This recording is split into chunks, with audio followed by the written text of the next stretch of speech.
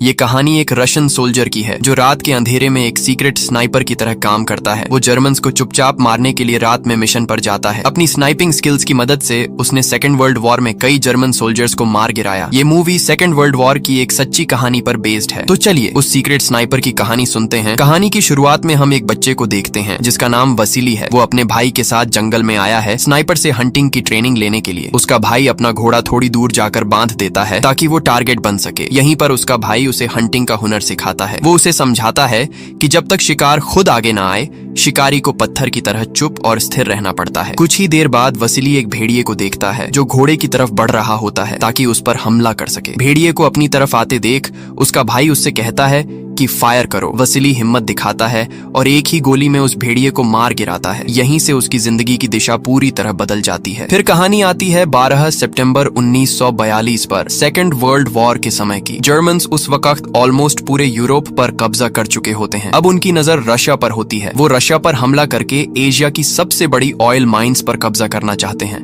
उस वक्त Russian red army जर्मनों से रशिया के शहर स्टालिनग्राड में लड़ रही होती है, लेकिन जर्मन्स के एडवांस्ड फाइटर प्लेन्स, टैंक्स और पावरफुल हथियारों के सामने रशियन आर्मी टिक नहीं पा रही। बहुत सारे रशियन सोल्जर्स मारे जाते हैं। इसलिए रशियन सरकार और सोल्जर्स ये फैसला करते हैं कि शहर के आम लोगों को वहां से निकाल दिया जाए ताकि सिर्फ सोल्जर्स रह जाएं और जर्मन्स से आसानी से मुकाबला कर सकें। इसी ट्रेन में हमें वसीली दिखता है जो अब बड़ा हो चुका है। वो अब रशियन आर्मी में एक स्पेशल स्नाइपर है। ये ट्रेन उन्हें स्टालिनग्राड ले जा रही है। अगर वो लोग नदी पार करने में कामयाब हो जाते हैं तो सीधा वॉर के फ्रंट लाइन पर पहुंच जाएंगे। रेड आर्मी अपने सारे सोल्जर्स को उतारकर नदी पार करवाने लगती है। जैसे ही सोल्जर्स मैदान जंग के करीब पहुंचते हैं जर्मन सोल्जर्स शहर पर जबरदस्त हमला शुरू कर देते हैं। जर्मन सोल्जर्स रशियन सोल्जर्स को ऐसे मार रहे होते हैं जैसे किसी छोटे शिकार को निशाना बना रहे हों। एक एक करके ढेर सारे रशियन सैनिक मारे जाते हैं। ये खतरनाक हालात देखकर कुछ रशियन सोल्जर्स डर कर भागने की कोशिश करते हैं, लेकिन रशियन ऑफिसर्स अपने ही भागते हुए सोल्जर्स को गोली मारकर पानी में गिरा देते हैं ताकि कोई पीछे न हट सके। तभी ऊपर से जर्मन प्लेन्स आकर बमबारी शुरू कर देते हैं। इस बॉम्बिंग में कैंप के बहुत से सोल्जर्स मारे जाते हैं। किसी तरह वसीली खुशकिस्मती से बच जाता है, लेकिन उसके आसपास बहुत से सोल्जर्स मारे जा चुके होते हैं। जो बचे होते हैं उन्हें 2 ग्रुप्स में बांटा जाता है। एक ग्रुप को राइफल दी जाती है, दूसरे ग्रुप को सिर्फ बुलेट्स दी जाती है। जिनके पास सिर्फ बुलेट्स हैं उन्हें कहा जाता है कि जब उनका साथी मरे तो उसकी गन उठा लेना। वसीली को सिर्फ बुलेट्स मिलती हैं। ऑफिसर्स उन्हें बता देते हैं कि अगर तुम्हें हथियार चाहिए तो जर्मन्स को मारो और उनकी गन उठा लो, और अगर तुम में से कोई बैटलफील्ड से भागने की कोशिश करेगा तो उसके साथी को गोली मार दी जाएगी। फिर उन्हें फ्रंट लाइन की तरफ भेज दिया जाता है। रशियन सोल्जर्स मुश्किल से बैटलफील्ड तक पहुंच पाते हैं, लेकिन जर्मन्स की साइड से इतनी जबरदस्त गोलियां और बमबारी हो रही होती है कि वहां टिक पाना ऑलमोस्ट नामुमकिन लगता है। थोड़े ही वक्त में सोल्जर्स को समझ आ जाता है कि ये जंग जीतना लगभग नामुमकिन है। कुछ सोल्जर्स फिर से भागने की कोशिश करते हैं, लेकिन रशियन ऑफिसर्स उन्हें भी गोली मार देते हैं। इसी भगदड़ में वसीली के एक दोस्त को भी गोली लग जाती है। वसीली उसकी गन लेने के लिए दौड़ता है। जैसे ही वो गन लेने जाता है एक और सोल्जर उसके ऊपर अपनी बॉडी से ढाल बनाकर उसे ढक लेता है ताकि वो बच जाए।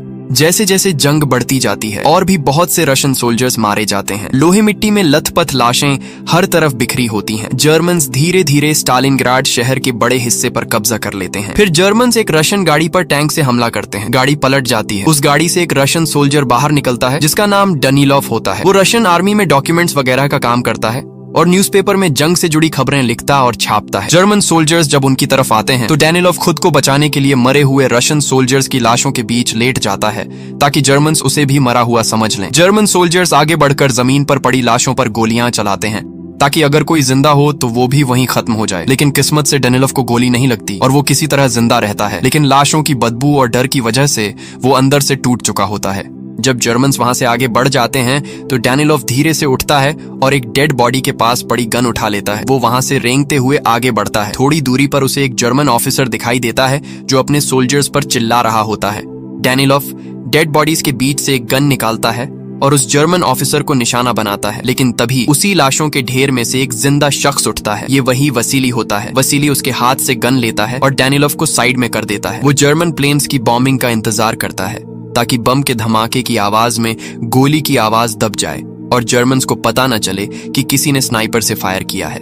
जैसे ही ऊपर से बॉम्बिंग शुरू होती है, वसीली अपनी गन में गोली भरता है और सही वक्त का इंतजार करता है। डेनिलोव डरता है कि कहीं जर्मन सोल्जर्स गोली की आवाज न सुन लें, लेकिन वसीली उसे यकीन दिलाता है और ऑफिसर को मारने पर जोर देता है। तभी एक गाड़ी वहां आकर रुकती है जिसमें कुछ जर्मन सोल्जर्स होते हैं जो उसी ऑफिसर की हिफाजत के लिए आए होते हैं। वसीली वहीं से निशाना साधता है। जैसे ही प्लेन्स जोरदार धमाका करते हैं, वसीली उसी आवाज के साथ गोली चला देता है। एक गोली ऑफिसर के सिर में लगती है और वो वहीं गिर जाता है। बॉम्बिंग की वजह से किसी को गोली की आवाज सुनाई नहीं देती। फिर वसीली दूसरी गोली से पास में खड़े एक और जर्मन सोल्जर का भी सिर उड़ा देता है। इसके बाद एक जर्मन उसे देख लेता है और ग्रेनेड निकालकर उसकी तरफ फेंकने की कोशिश करता है। वसीली उसे भी हेडशॉट मारकर वहीं खत्म कर देता है। बस एक जर्मन सोल्जर और बचता है जो भागने लगता है। वसीली खड़ा होता है और उसे भी एक ही गोली में खत्म कर देता है।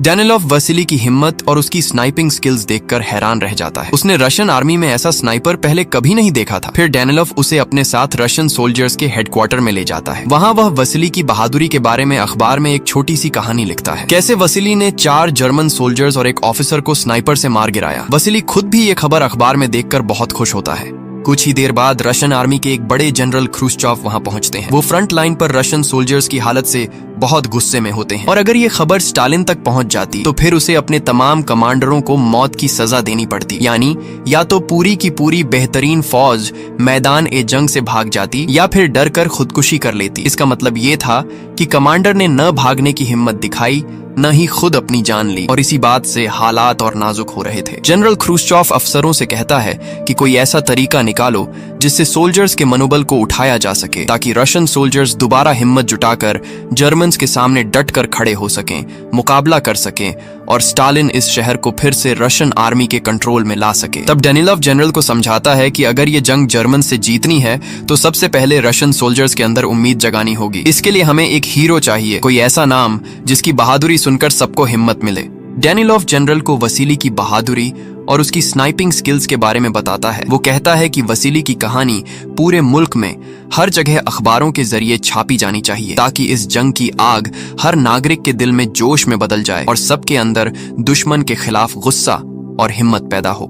जनरल को यह आइडिया बहुत पसंद आता है और वो तुरंत इसी पर काम करने का हुक्म दे देता है। डेनिलोव फौरन ये बात वसीली को भी बताता है और फिर उसकी कहानी देश भर के अखबारों में छाप देता है। धीरे धीरे पूरे मुल्क की नजर में एक नया हीरो पैदा हो जाता है। वसीली एक आम सिपाही से उठकर पूरे रशियन आर्मी का सिंबल बन जाता है। साधारण सोल्जर से लेकर बड़े बड़े जनरल्स तक सब उसके नाम से वाकिफ हो जाते हैं। पहले उसे जनरल के पास बुलाया जाता है, फिर उसे ऑफिशियली रशियन आर्मी के स्नाइपर डिवीजन में ट्रांसफर कर दिया जाता है। कुछ ही वक्त में वासिली रशियन स्पेशल फोर्सेस का मशहूर स्नाइपर बन जाता है। एक लड़ाई में वो लगभग 33 जर्मन सोल्जर्स को मार गिराता है, लेकिन जर्मन समझ ही नहीं पाते कि उनके सोल्जर्स को इस तरह एक एक करके कौन मार रहा है। डर का साया जर्मन आर्मी पर छाने लगता है। लगभग 30 जर्मन कमांडर्स तक उसके नाम से सहमे रहते हैं। नए नए सोल्जर्स जो रशियन आर्मी में भर्ती होकर फ्रंट पर भेजे जाते हैं, वो भी वासिली जैसे हीरो बनने के सपने देखने लगते हैं। हर किसी के दिमाग में जर्मन्स का डर कम और वासिली जैसा बनने की ख्वाहिश ज्यादा होने लगती है। इसी तरह वक्त गुजरता जाता है। वासिली हर मिशन में एक एक करके जर्मन सोल्जर्स को मौत के घाट उतार रहा होता है। जर्मन आर्मी इस जंग में कमजोर पड़ने लगती है। आखिरकार जर्मन्स ये फैसला करते हैं कि इस सीक्रेट स्नाइपर को खत्म करना जरूरी है। इसके लिए वो एक मशहूर जर्मन स्नाइपर को बुलाते हैं, मेजर अर्विन। जर्मन आर्मी का कमांडर उसे ये बात बताता है कि एक रशियन सीक्रेट स्नाइपर उनके बड़े बड़े ऑफिसर्स और सोल्जर्स को चुन चुन कर मार रहा है। कमांडर मेजर अर्विन को साफ साफ हुक्म देता है कि किसी भी तरह इस रशियन स्नाइपर को ढूंढ कर मार डालो। मेजर अर्विन अपना मिशन शुरू कर देता है। वो भी एक एक कर रशियन सोल्जर्स को स्नाइपर से मारना शुरू करता है और ये खबर जल्दी ही चारों तरफ फैल जाती है कि अब मैदान में एक खतरनाक जर्मन स्नाइपर भी आ चुका है। दूसरी तरफ हम वासिली को एक नए मिशन पर देखते हैं। ये मिशन उसे एक रशियन बच्चा साचा दिलवाता है। साचा वासिली का बहुत बड़ा फैन होता है। वो उसे अपना हीरो मानता है और बिल्कुल वैसा ही बनना चाहता है। साचा जूते पॉलिश करने और छोटी मोटी काम धंधे से अपना गुजारा करता है, लेकिन दिल से वो वसीली जैसी बहादुरी का सपना देखता है। साचा वसीली को अपने घर लेकर जाता है। वहाँ वसीली की मुलाकात साचा की माँ से होती है, जो उसे देखकर बहुत खुश होती हैं। वो उसे बहुत इज्जत देती हैं, क्योंकि बाकी सब डरकर छुप रहे हैं, लेकिन वसीली जैसे लोग सामने खड़े होकर लड़ रहे हैं। थोड़ी देर बाद एक लड़की वहाँ आती है जिसका नाम तानिया चरनोवा होता है। तानिया का काम आम लोगों को जर्मन से बचाने में मदद करना होता है। वो भी वासिली को बहुत पसंद करती है। उसने अखबारों में उसके बारे में बहुत कुछ पढ़ा होता है, लेकिन फिर भी इन सब के बावजूद वासिली को चैन नहीं है, क्योंकि जंग अभी खत्म नहीं हुई। फिर उसे खबर मिलती है कि शहर में कोई नया स्नाइपर आ गया है जो रशियन सोल्जर्स को एक एक करके मार रहा है। ये सुनते ही वसीली ये मिशन खुद लेने का फैसला करता है। शहर की इमारतों में तलाश करते करते उसे एक बिल्डिंग में लेटे हुए स्नाइपर जैसा कोई दिखता है। वो बहुत संभल कर उसे निशाना बनाने की कोशिश करता है, लेकिन गोली चलने के बाद पता चलता है कि वो असली स्नाइपर नहीं था। फिर वह अपने एक साथी को नीचे भेजता है ताकि वो बिल्डिंग के अंदर जाकर चेक कर सके, लेकिन अचानक कहीं से गोली चलती है और उसका दोस्त वहीं गिरकर मर जाता है। वासिली समझ जाता है कि वो एक जाल में फंस गए हैं। बिल्डिंग के अंदर कोई स्नाइपर नहीं था, असली स्नाइपर तो कहीं और छुपा हुआ है। इसी दौरान जर्मन प्लेन्स स्टालिनग्राड शहर पर जबरदस्त बॉम्बिंग शुरू कर देते हैं। बॉम्बिंग से वासिली का दोस्त बुरी तरह डर जाता है और वो वहां से भागने की कोशिश करता है। जैसे ही वो खुली जगह की तरफ भागता है, जर्मन स्नाइपर उसे भी गोली मारकर खत्म कर देता है। ये वही जर्मन स्नाइपर होता है, मेजर एर्विन। बॉम्बिंग के दौरान वसीली एक बिल्डिंग के अंदर छुप जाता है क्योंकि उसकी तरफ से कोई हरकत नहीं होती। मेजर एर्विन ये सोचकर वहां से निकल जाता है कि शायद वो मारे जा चुके होंगे या अब बाहर नहीं आएंगे। मेजर एर्विन को रशियन लैंग्वेज भी अच्छी तरह आती है। हम उसे शहर में घूमते हुए देखते हैं। उसके हाथ में वो अखबार होता है जिसमें वासिली के बारे में खबर छपी थी। वो इस अखबार को देखकर शहर की हालत और वासिली की इम्पोर्टेंस को समझ रहा होता है। साचा जूते पॉलिश करते करते बातों बातों में उसे वासिली के बारे में कुछ बातें बता देता है। दूसरी तरफ वासिली भी डैनिलोव को मेजर एर्विन के बारे में बताता है कि एक बहुत खतरनाक स्नाइपर अब उनके खिलाफ काम कर रहा है। वॉर के हालात देखकर डैनिलोव समझ जाता है कि ये कोई आम स्नाइपर नहीं है, बल्कि वही मशहूर मेजर एर्विन है, दुनिया के सबसे खतरनाक और मशहूर स्नाइपर्स में से एक। जर्मन्स ने इसी मेजर एर्विन को वसीली को मारने के लिए भेजा है। इसी वजह से अब वसीली की टीम में एक नया स्नाइपर शामिल किया जाता है जिसका नाम कुलिकॉफ होता है। जंग शुरू होने से पहले कुलिकॉफ ने स्नाइपिंग की ट्रेनिंग भी मेजर एर्विन से ही ली थी, इसलिए वो उसे अच्छी तरह पहचानता है। अगले दिन कुलिकॉफ वसीली को बताता है कि उसने शहर की एक बिल्डिंग में एक अनजान जर्मन स्नाइपर को देखा है। खबर मिलते ही दोनों उस बिल्डिंग की तरफ निकल जाते हैं। वहां पहुंचकर उन्हें बहुत सारी लाशें दिखाई देती हैं। अचानक उन पर मशीन गन से फायरिंग शुरू हो जाती है। किसी तरह वो दोनों एक बिल्डिंग में घुसकर अपनी जान बचाते हैं। जर्मन्स उन्हें वहीं फंसाकर जिंदा जलाने की कोशिश करते हैं, फिर भी दोनों किसी तरह जिंदा बच जाते हैं और अपने पोजीशंस बदलकर उसी बिल्डिंग की पहली मंजिल पर जाकर बाहर की तरफ स्नाइपर पोजीशन ले लेते हैं। सबसे पहले वो जर्मन आर्मी की टेलीफोन लाइन को निशाना बनाते हैं ताकि जर्मन्स बैकअप न बुला सकें, लेकिन दोनों जानते हैं कि इस बिल्डिंग से जिंदा निकल पाना बहुत मुश्किल है, इसलिए वो रात होने का इंतजार करते हैं। कुछ घंटों बाद जब उन्हें भूख लगती है तो वो देखते हैं कि खाना गलती से बिल्डिंग के नीचे ही रह गया है। उनका एक साथी नीचे खाना लेने के लिए उतरता है, लेकिन जर्मन्स उसे पकड़ लेते हैं। मेजर एर्विन उससे वसीली के पोजीशन के बारे में पूछता है, लेकिन वो कुछ नहीं बताता, इसलिए उसे जबरदस्ती एक जर्मन सोल्जर की निगरानी में टूटे हुए केबल को ठीक करने के लिए भेजा जाता है ताकि वसीली उसे देखते ही गोली चलाए और अपना ठिकाना बता दे। दूर से कुलिकॉफ एक जर्मन सोल्जर को केबल ठीक करते देखता है और उसे टारगेट कर लेता है, लेकिन असल में वो उनका ही साथी होता है जिसे जबरदस्ती भेजा गया था। कुलिकॉफ उसे जर्मन सोल्जर समझकर गोली मार देता है। यहीं हमें मेजर एर्विन की असली चालाकी समझ आती है। बस एक गोली की आवाज से ही वो वासिली और कुलिकॉफ की ठीक ठीक लोकेशन समझ जाता है। अब दोनों के पास अपनी पोजीशन बदलने का भी सही मौका नहीं बचता, लेकिन कोई भी स्नाइपर पास ही छुपा हुआ हो सकता है। ये बात पक्का करने के लिए वो दोनों एक और चाल चलते हैं। कुलिकॉफ अपना हेलमेट ऊपर उठाकर दिखाता है ताकि अगर स्नाइपर आस पास हो तो उस पर गोली चलाए और उनकी पोजीशन पता चल जाए, लेकिन ये सारी चाल मेजर एर्विन पहले से समझ चुका होता है, इसलिए वो गोली नहीं चलाता, बस चुपचाप उनकी अगली हरकत का इंतजार करता रहता है। वासिली और कुलिकॉफ ये समझ लेते हैं कि शायद आसपास कोई स्नाइपर नहीं है। इसी गलती की वजह से जब वो अपनी जगह बदलने की कोशिश करते हैं तो पहले से तैयार बैठा हुआ मेजर एर्विन निशाना साधकर कुलिकॉफ को गोली मार देता है और वो वहीं मारा जाता है।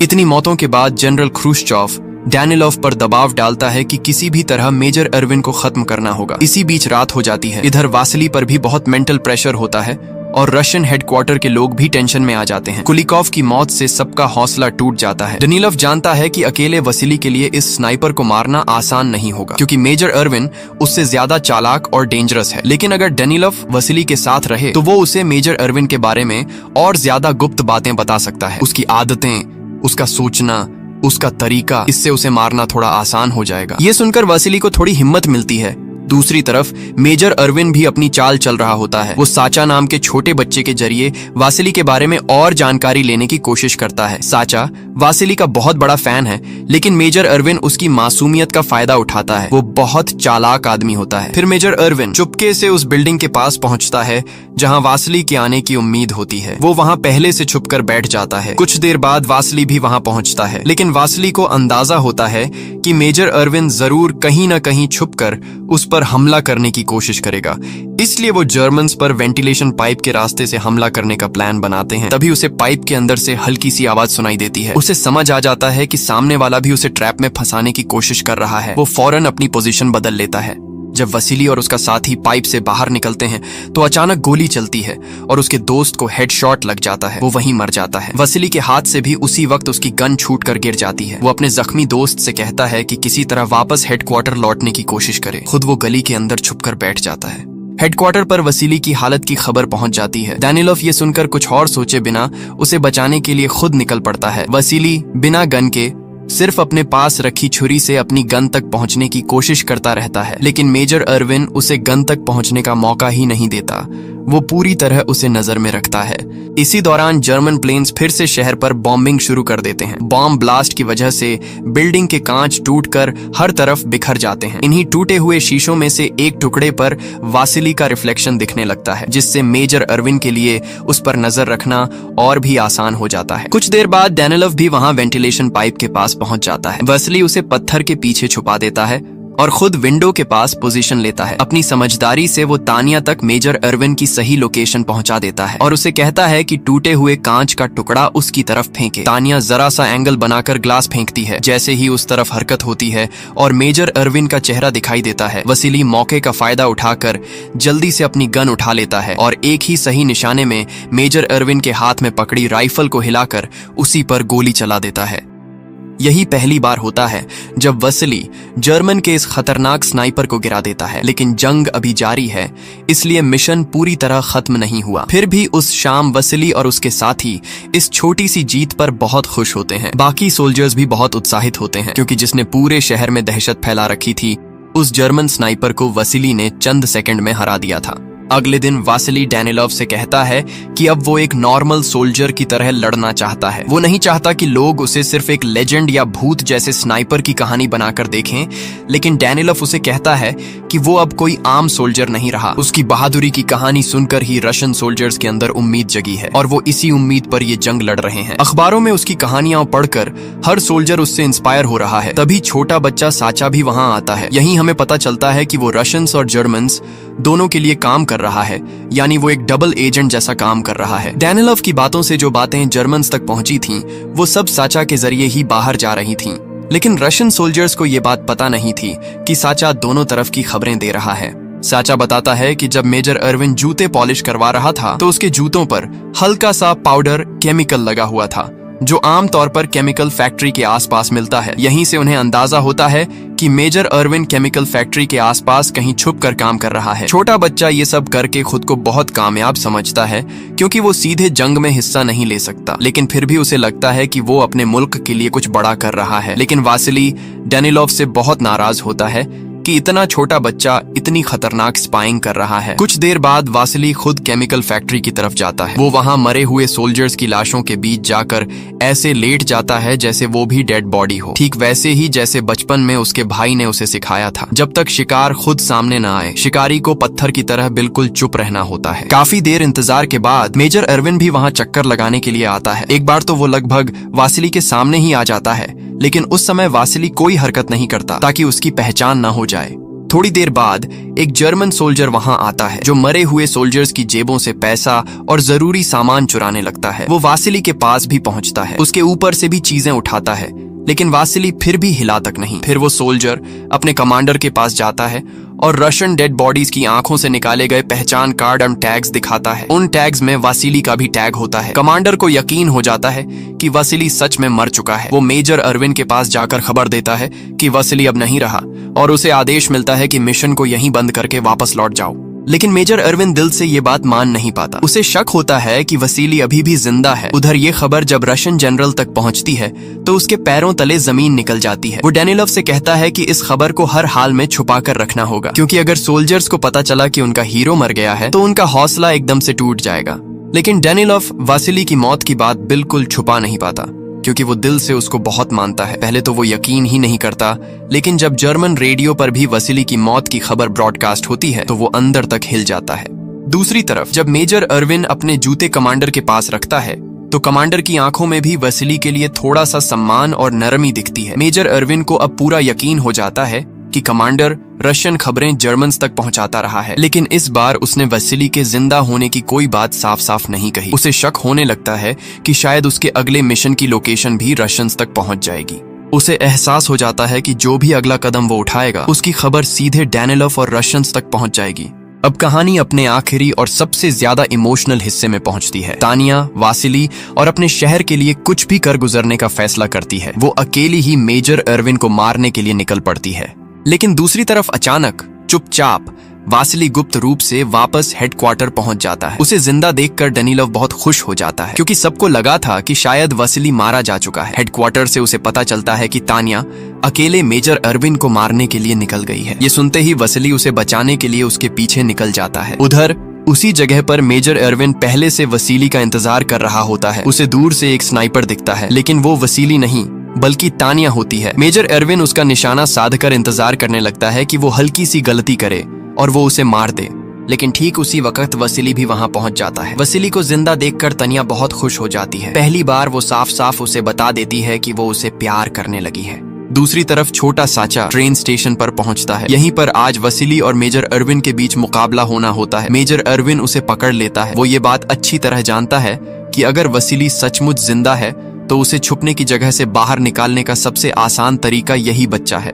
इसीलिए वो बहुत बेरहमी से सचा की हत्या कर देता है और उसकी लाश को शहर के बीचों बीच लटका देता है, ताकि सब देखें और डर जाए। कुछ देर बाद तानिया दूरबीन से ये खौफनाक मंजर देखती है। अंदर से वो पूरी तरह टूट जाती है। उसने साचा को बचपन से देखा था। खून का रिश्ता न होते हुए भी वो उसे अपने छोटे भाई की तरह चाहती थी। मेजर अरविन की ये बेरहमी देखकर वो समझ जाती है कि वो कितना निर्दयी दुश्मन है। वसीली उसे संभालने की कोशिश करता है। वो तानिया से वादा करता है कि वो मेजर अरविन को जरूर मारेगा और साचा की मौत का बदला लेकर रहेगा। इसी बीच जर्मन सोल्जर्स फिर से स्टालिनग्राड शहर पर बड़ा हमला करते हैं। हालात इतने बिगड़ जाते हैं कि रशियन सोल्जर्स को जल्दी जल्दी शहर खाली कराने का आदेश मिलता है।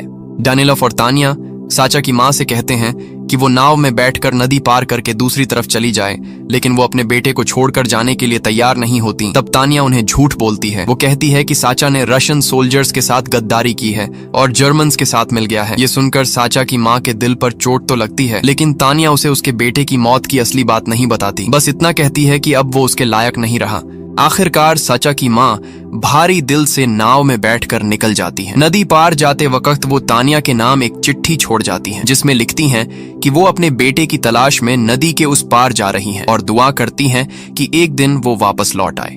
उधर नदी किनारे जाते जाते एक जर्मन मिसाइल का धमाका होता है और उसी ब्लास्ट में तानिया बुरी तरह से घायल हो जाती है। डॉक्टर ये साफ बता देते हैं कि तानिया को बचाया नहीं जा सकता। सच्चा की बेबस मां जाते जाते नाव से ही अपने बेटे के नाम आखिरी चिट्ठी छोड़ जाती है कि वो जहां भी हो एक दिन उसके पास लौट आए। दूसरी तरफ वासिली ट्रेन स्टेशन पर मेजर अरविन का इंतजार कर रहा होता है। डेनिलोव उससे मिलने आता है और उसे तानिया की मौत की खबर देता है। उसे ये सूचना मिली होती है कि तानिया अब जिंदा नहीं रही। डेनिलोव खुद को तानिया की मौत का जिम्मेदार मानता है। वो सोचता है कि अगर वो उसकी ज्यादा परवाह करता तो शायद वो ब्लास्ट में न फंसती। ये सब सोचकर डेनिलोव अंदर से टूट जाता है। उसकी आंखों से आंसू निकल आते हैं। वो खुद को कभी माफ नहीं कर पाता।